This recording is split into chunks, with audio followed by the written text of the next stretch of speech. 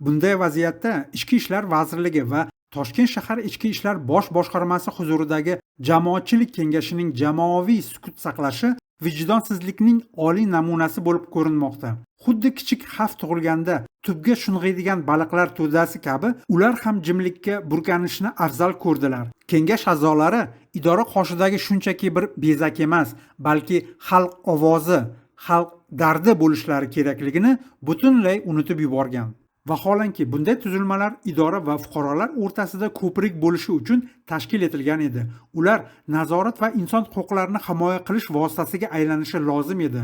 Bugungi kunda jamoatchilik kengashining tarkibiga taniqli shaxslar, axborot agentliklarining bosh muharrirlari, jurnalist va blogerlar kiradi. Ularning barchasi Shavkat Mirziyoyevning yangi O'zbekistoni uchun shunchaki demokratik fasad yaratish bilan band xolos.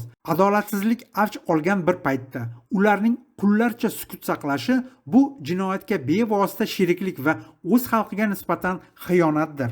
Darvoqe, kengash tarkibi nafaqat odob axloq qoidalari, balki milliy xavfsizlik manfaatlari nuqtai nazaridan ham jiddiy savollarni tug'dirmoqda. Ichki ishlar vazirligi shaxsiy xavfsizlik boshqarmasining befarqligi esa odamni hayratga soladi. Huquq-tartibot idoralari o'z maslahat organida boshqa davlat fuqarosi borligini go'yoki ko'rmayotgani ayrim mansabdorlarning bu jinoyatga sherik ekanliklariga ishora beradi. Gap shubhali va fitnakor shaxs sifatida tanilgan Kanada fuqarosi Ismat Xushov haqida ketmoqda. Uning kengashdagi ishtiroki shunchaki afsuslanarli xato emas. Bu jamoatchilik nazorati to'g'risidagi qonunning 3-moddasini to'g'ridan to'g'ri buzishdir.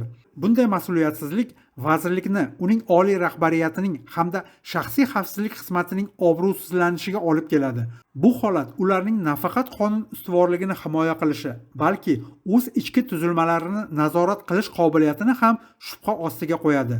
Darvoqe, bunday manzarani respublikadagi boshqa jamoatchilik kengashlarida ham kuzatish mumkin.